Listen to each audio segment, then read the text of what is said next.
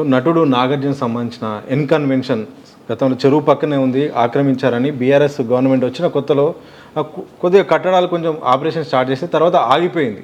దానిపైన ఏమన్నా ఇంకా యాక్షన్ ఉంటుందా? ఒకసారి ఫీల్డ్ లెవెల్లో తప్పకుండా. నేనంటే నాకు ఇష్యూ గురించి ఇంకా డీప్గా పోలేదు.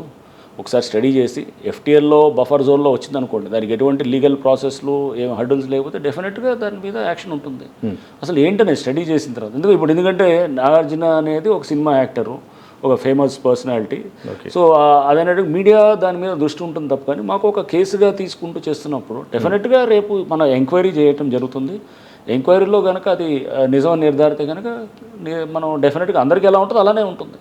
ఇప్పుడు అదే ఎమ్మెల్యేదైనా లేకపోతే ఎమ్మెల్సీదైనా లేకపోతే ఇంకెవరు సినిమా యాక్టర్దైనా బిజినెస్ అతనిదైనా రియల్ ఎస్టేట్దైనా సేమ్ రూల్ అప్లై కావాల్సింది. కొత్త చట్టాలు అయితే ఉండవు వాళ్ళకి. ఏ చట్టం ఉందో అదే చట్టం అప్లై అవుతుంది. సో నటుడు నాగార్జున సంబంధించిన కన్వెన్షన్ గతంలో చెరువు పక్కనే ఉంది, ఆక్రమించారని బీఆర్ఎస్ గవర్నమెంట్ వచ్చిన కొత్తలో కొద్దిగా కట్టడాలు కొంచెం ఆపరేషన్ స్టార్ట్ చేసి తర్వాత ఆగిపోయింది.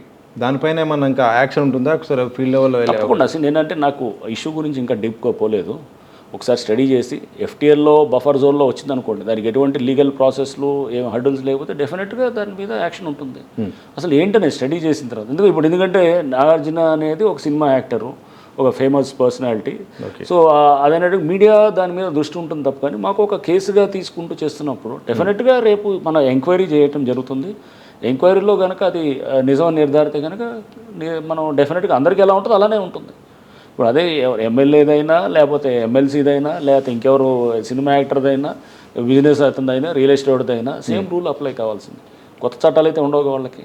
ఏ చట్టం ఉందో అదే చట్టం అప్లై అవుతుంది.